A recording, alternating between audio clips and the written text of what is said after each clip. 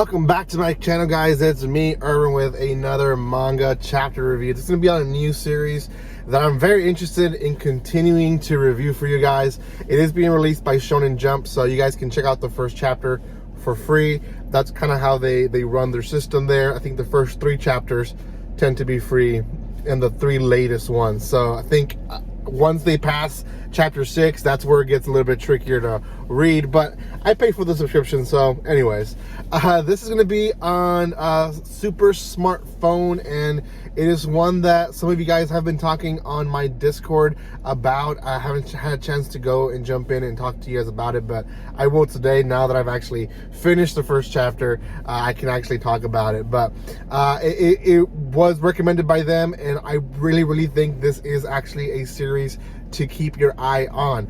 Before anything though, if you haven't done so at this point, make sure you subscribe to my channel. I did release the winners for the giveaway. I believe everyone but one person has claimed their items, so make sure you claim your items. I will try to do another giveaway sometime in the next few weeks. Not sure if it'll be for this month or the next month, but I will try to work something out. Also, if you want to further support the channel, you guys can always check out my social media or buy some cheap anime or manga at the description below. Okay, let's talk about Super Smartphone. Let's talk about the synopsis in general first. First, we have a boy who essentially has kind of given up in school because he's super smart. He's so smart that he is able to pass tests, intentionally getting 60s. And the reason I say that is because he doesn't answer the other ones. He intentionally only answers enough questions for him to pass. And both of his parents are professors, and we get a little bit of snippet of his background story where essentially as a little kid, he was encouraged to learn. We also learn that he has kind of a dark past from a few years ago, where his brother, I think about 5 or 7 years ago, went missing, and his younger brother, and they were never able to find him, so they kind of presumed that now he is dead. And his friend, who's a female girl, anyways, who is a girl, is trying to encourage him to basically get back to his old self. Now that's kind of like the underline of the beginning of the story. He goes home at one point in the chapter and finds this smartphone, which later finds out that it's a super smartphone. And essentially it's a device that can give him any information, confidential information from governments. The information is almost endless. Now there is a limit to what he can ask for, and that is only stuff that a computer can get its hands on when it comes to information. So GPS, text messages, pictures, footage of different cities, all that is play. But whenever you're very specific, like where is Joe's dog, well, there is multiple number of Joes, and the whole ownership is kind of maybe sometimes not well defined, so then it's kind of hard. Or where's the girl that I love? It's not really easy for the computer to fully understand what you're asking for. So very much like Google. I mean, if you put who is the girl that I love, it obviously doesn't understand what it's saying. So basically, if you were in Google but 2.0 with a lot more power and information, and we see what he can do with it. This whole chapter, what ends up happening is he sees this little girl missing, and he uses his phone to detect and figure out where the little girl ended up. And by her old clothes, figures out that the guy threw away her clothes at one point. He also is able to bring it down to about 61 cars, because those are the only one people that were in that area when the girl went missing. He's also was able to deduct that out of those 61 cars, only one person from those cars bought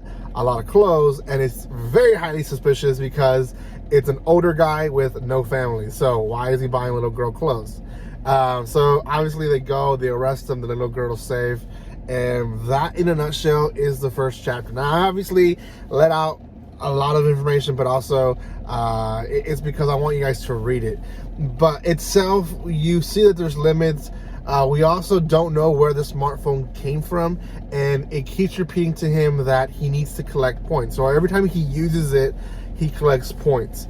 Now, I don't know how points are given to him, if it's just by using it in general or by each time using it for a different manner, because it seemed like the first time that he received points, it was very specific of why he got points, like first time using for government official information, first time using for private journal text. So it was very specific on why he received points. So I don't know if he keeps using the same type of questions, if he doesn't get points because that question has been used already.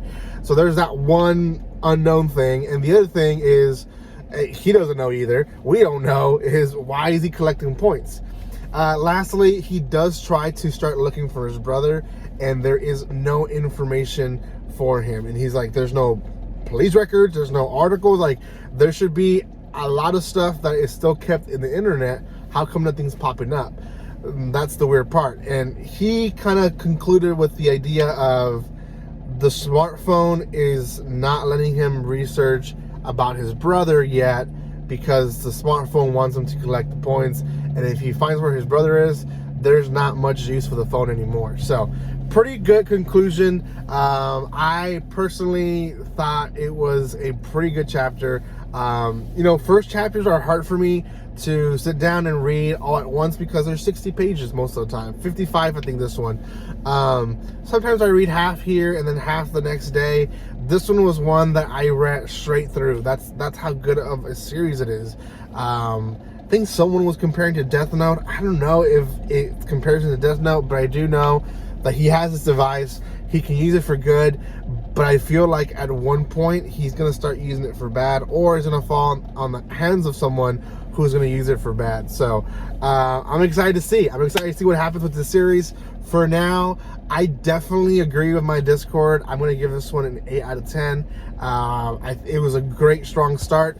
It could definitely go down depending where they take the story to, or it can rise up to an 8.5 or the prestige rating of mine, which is a 9, which I rarely give to almost anything. So does have the potential for it. So let's see what happens. Let me guys know what you guys think about this series in the comment section below. Thank you so much for the love and support. If you want to chat more about it, you guys can also join my Discord. It is in the description below. And give some love by commenting, liking, and sharing, and obviously subscribing. Guys, see you next time, and like always, don't be strangers. See you guys.